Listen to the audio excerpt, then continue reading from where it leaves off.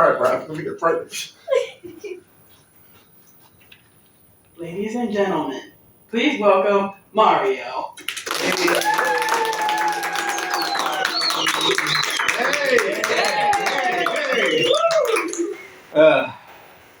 Just to make an announcement, Matt, he's gonna have a party at his house, so you're all invited. Yeah. Okay. And also, I'm gonna be there, perform also. Yeah. So. Encore. Yeah. Okay. Now, there's a lot of shit I gotta talk about. I'm gonna be talking about drugs.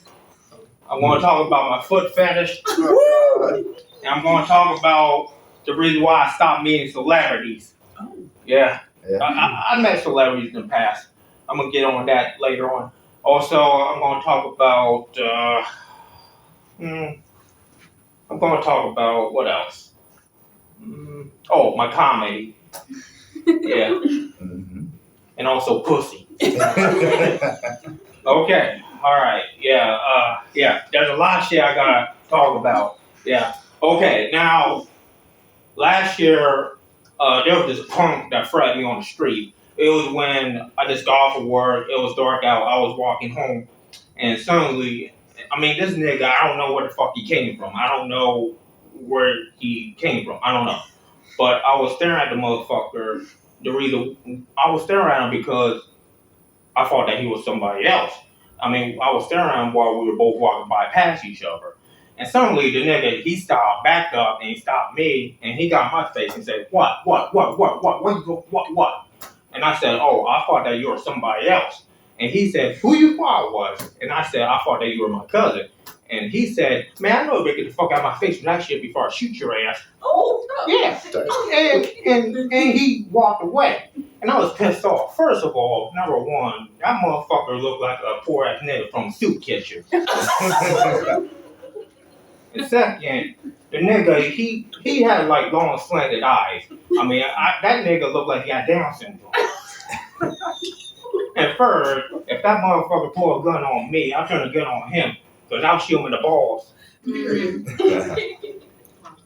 And he'll have like a shit ass walk. Because the motherfucker walk like a fucking crab.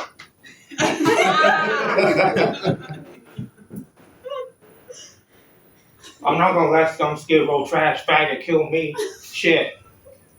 And I don't even know the nigga. He looked like that. He don't got his own place.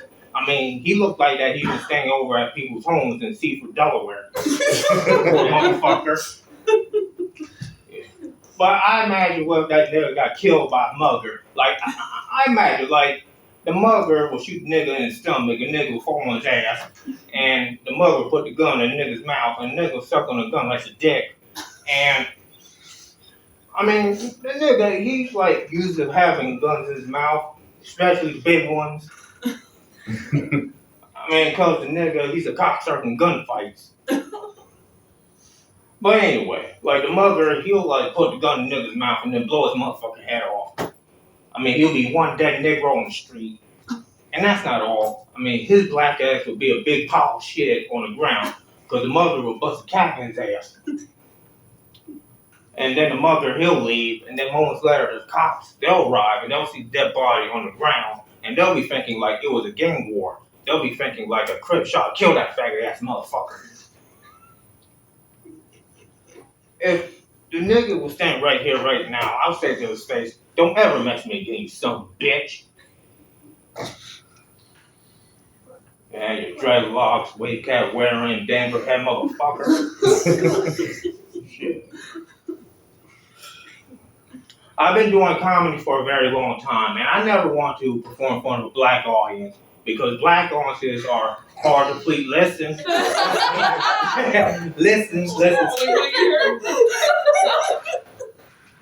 I like performing in front of a lot of white people, also a lot of Hispanic people, a lot of Asians. I like to perform in front of like mixed crowds, but all black people, no. Because black people, they're hard to please. Like, if I have an agent, the agent will like call me, tell me, hey, there's this club owner that wants you to perform at his comedy club. Are you interested? And I'll say, okay, well, what kind of comedy club? Is it like an urban comedy club? while I'll be like performing in front of a lot of black people. And the agent would say, yeah, you will. And I'll turn it down and say, no, fuck that shit. No, I don't want to perform in front of those mean Negroes. Shit. Mm-mm. I don't give a fuck how much money the club owner pay me. I ain't doing it. Shit. Money ain't everything, you know. But again, like I said, I've been doing comedy for a long time. And someone said to me, bro, you've been doing comedy for a long time? I mean, you should be in showbiz like a long time ago. What the fuck, man? What the fuck? And I'll say to that person, yeah, you're right. I should be in showbiz like a long time ago. Hell, I should be in show before COVID hit. And I imagine, like, if I had my own headline show during COVID, the audience would not understand what the fuck I'll be saying. So I'll be having a mask on my mouth and I'll be talking like this shit.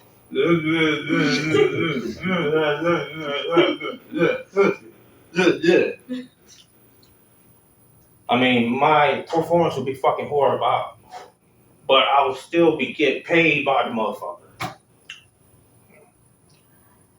I remember like a long time ago, I was on the dark bus and I was sitting across from my married couple, and the wife, she was like middle-aged and good-looking, and she was like wearing like these flat shoes, but she didn't have no socks on, and she like took her shoes off. She started playing with her feet, and that shit gave me a fucking boner because I have a foot fetish.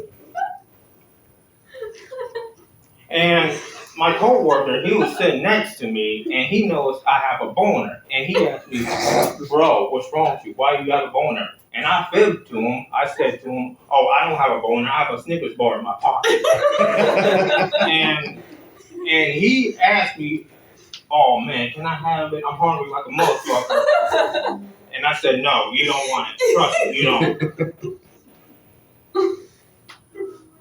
I used to work at Grau's Pizza on the Avenue, and I remember like there was one counter person. Her name was Amanda Blood, and Amanda, she'll have like a weird ass laugh, cause she'll like laugh like Woody the Woodpecker,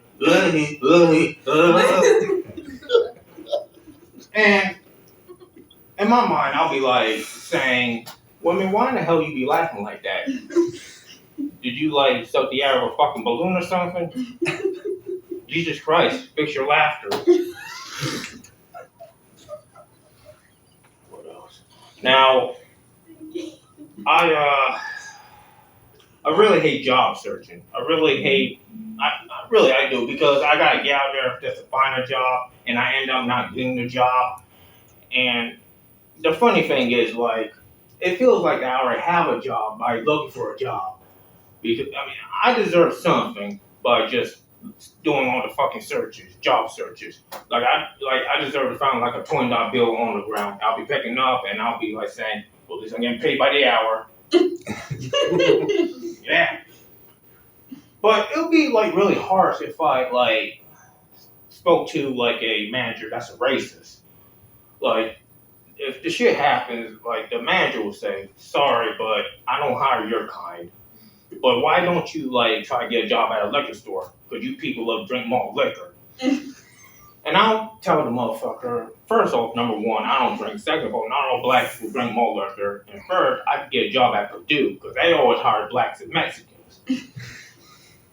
And that joke doesn't even make sense because, I mean, I'm black but not Mexican. Sorry. A long time ago, I was at the public library. I was at Rehoboth Library, and there was this lady. She had high heels on, and she had big feet. And I was staring at her feet, and she noticed me staring at her feet, and she asked me, "Why are you staring at my feet, pal?" And I said, "Well, I just want to know what big feet you have." And she said, "Big enough to swash your penis, and the juice will come out." Wow. And I said, No. No. The Bluetooth device is ready to pair. Justin. Anyway, but yeah, I said, I like you. You're a feisty one. Can I have your number? I could like take her out on a date and we could like sit at the table and I'll be eating and she'll be like, you know, like you see those movies when a woman will put her foot in the guy's crotch. I want that shit to happen. I used to live in Milford, and I remember this one chick in the neighborhood. her name was Heifer. And Heifer, she was like 5 feet tall, slim, and she should have gotten a job at Hooters because she had big jugs.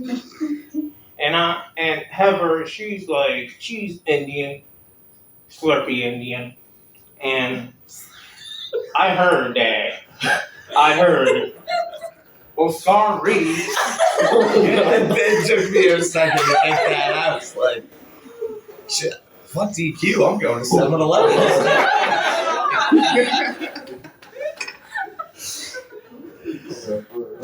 Shit. Okay.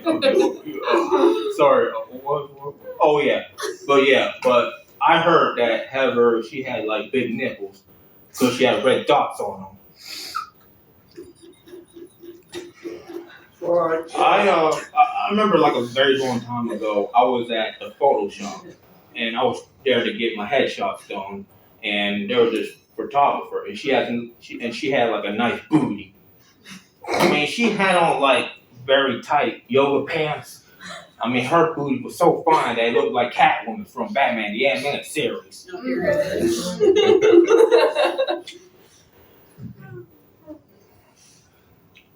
Yeah. Also, about a couple years ago, I was in Walmart and there was this lady and she had a cross-eyed. She was cross-eyed. And I mean, hey, I love bitches that have cross-eyed. But anyway, yeah. But the lady, she like kept on like making left turns at the end of the aisle. The reason for that is because her cross-eye made her do left turns.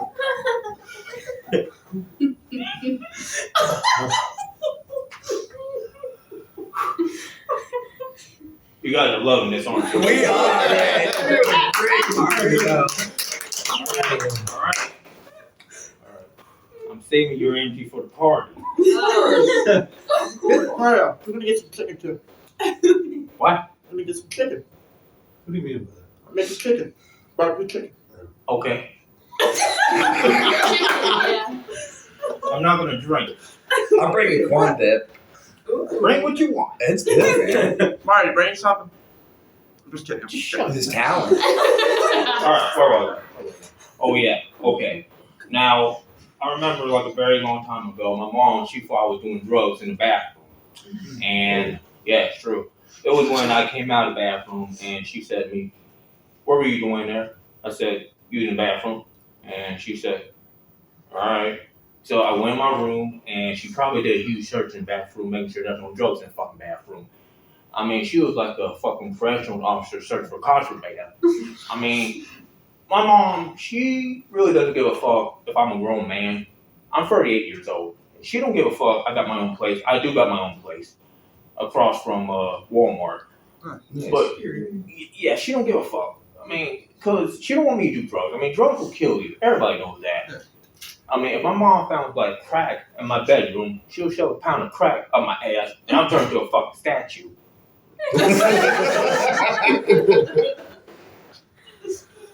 My mom, she's a tough cookie. Y'all don't know. I used to live in Dover, and I remember there was this kid. I mean, this kid, he looked like that. He was 11 years old, and he was making marijuana on a staircase. Yeah, and if I went over to him, you know, just talk to him, reason with him, you know, save his life, I mean, I'll preach to him. I'll like talk like Mr. Mackey from South Park. I'll say to the kid, excuse me, but you shouldn't do drugs. Drugs bad, okay? You shouldn't do marijuana, because marijuana's bad, okay? And the kid will probably say to me, nigga, fuck off, you ain't my daddy, shit. And I'll say to the kid, oh yeah, you're right, I'm not your dad, you're not my son. Why the fuck should I care? Good luck getting high with that marijuana, nigga, bye.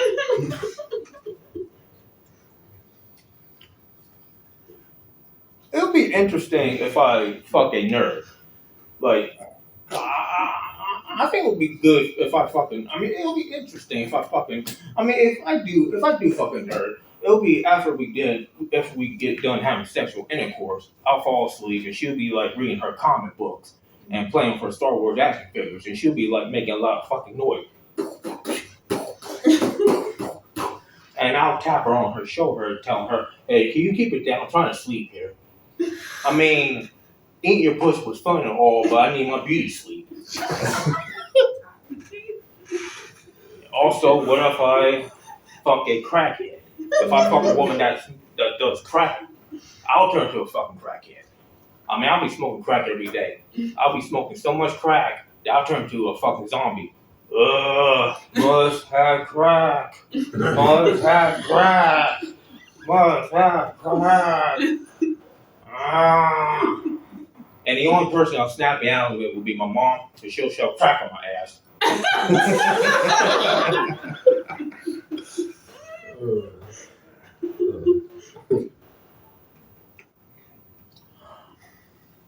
I used to meet like a lot of celebrities in the past.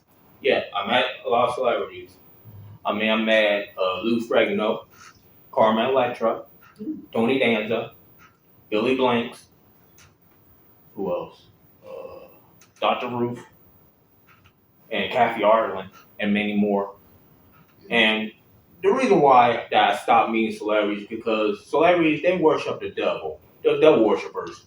It's true. Google that shit.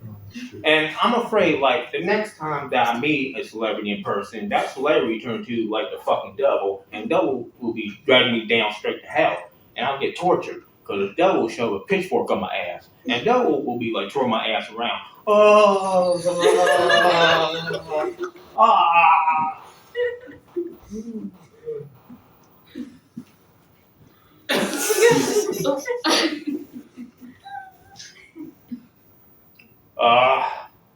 Okay, that's all. You guys been great. Thank you very much. I'm sorry.